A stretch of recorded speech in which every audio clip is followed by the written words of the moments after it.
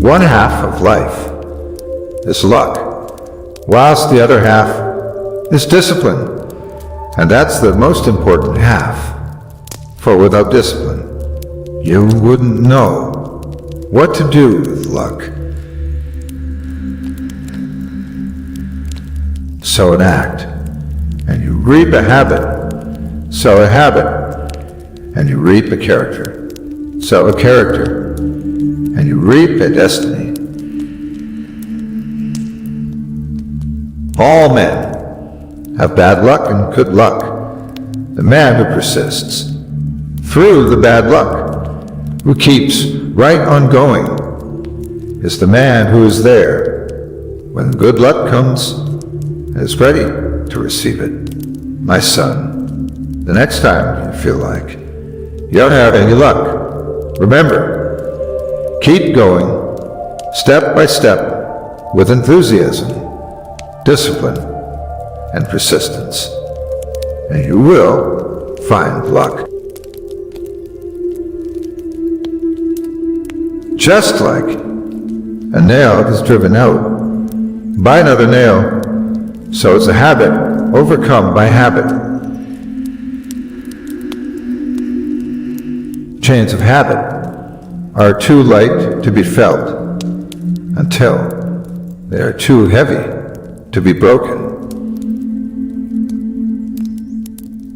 Put to death, therefore, what is earthly in you: sexual immorality, impurity, passion, evil desire, and covetousness, which is idolatry.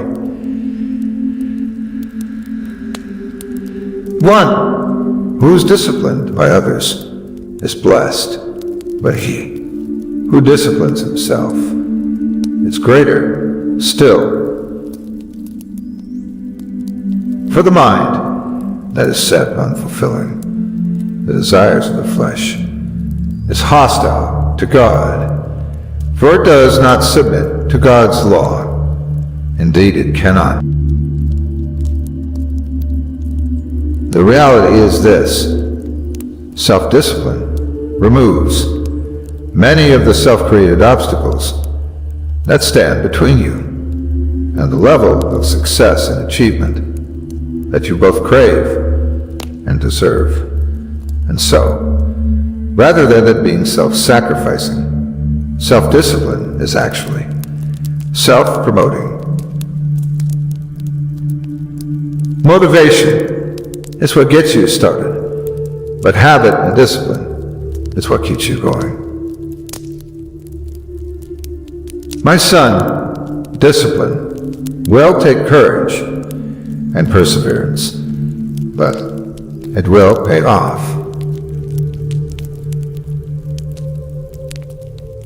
The fact is, discipline is only punishment when imposed on you by someone else. When you discipline yourself, it's not punishment, but rather empowerment. My son, if you want to change your habits, then listen closely. To change the habit, simply make a conscious decision. Then act out the new behavior. And remember, never look back. Leaders are rarely born. Rather, they are made.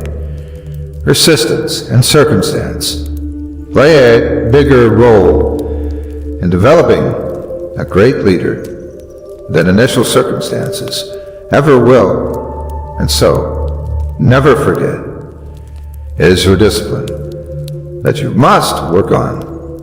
Let it be woven within your personality. The best sort of character cannot be formed without effort. There needs the exercise of constant self-watchfulness, self-discipline, and above all, self-control. When you have strong self-discipline, only then will you be prepared to overcome any kind of obstacles that you might encounter on your journey towards creating good habits. We are what we repeatedly do. Excellence, then, is not an act, but a habit, repeated over and over and over again.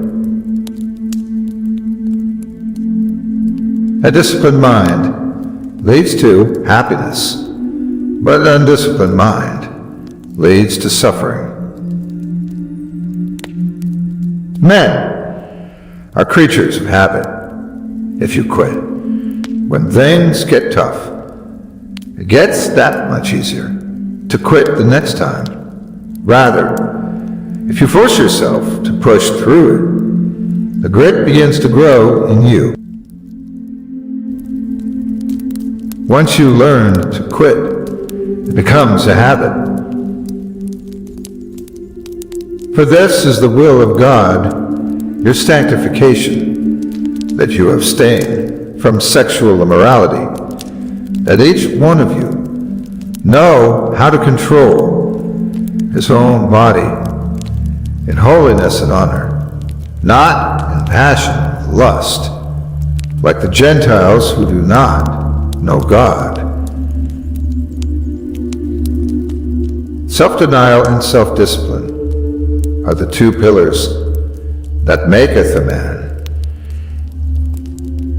Choose the life that is most useful, and habit will make it the most agreeable.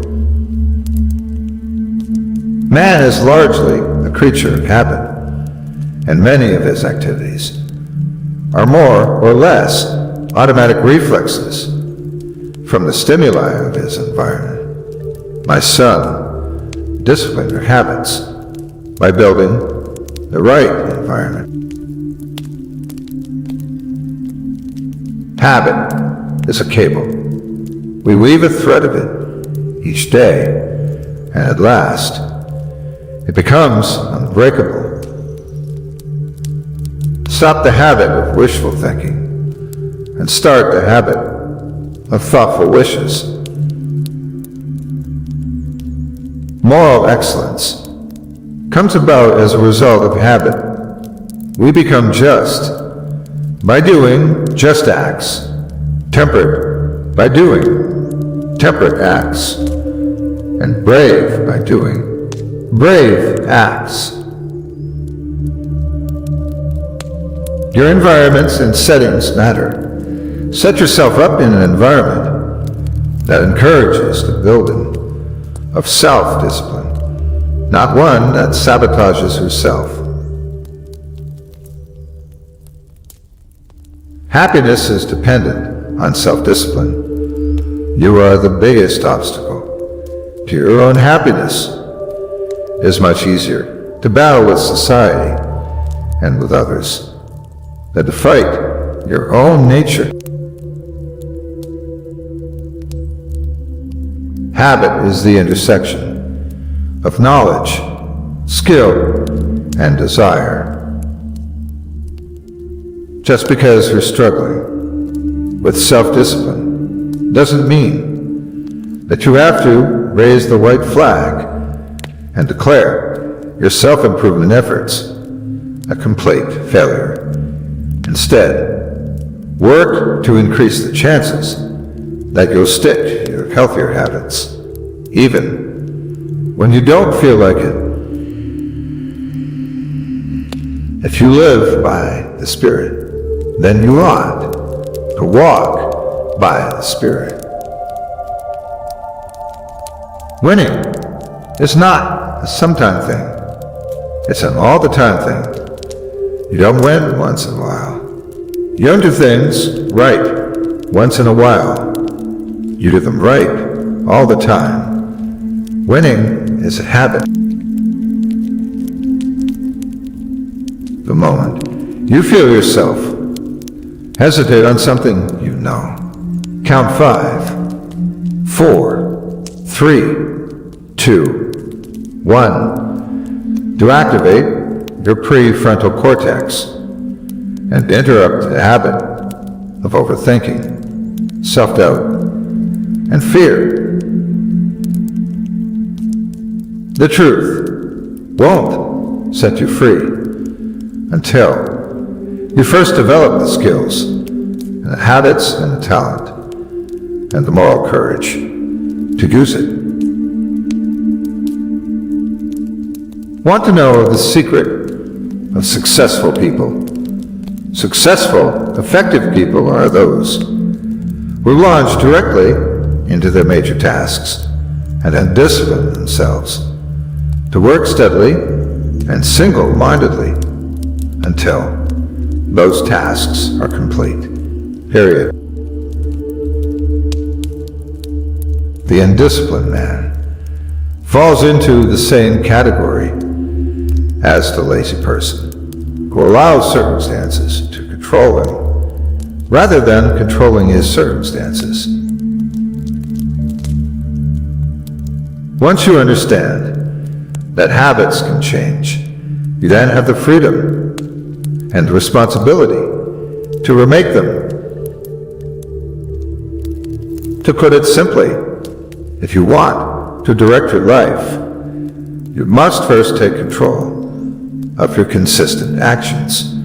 It's not what you do once in a while that shapes your life, but rather what you do consistently. My son, men are creatures of habits. Realize this, and let today be the day that you give up who you have been for who you can become.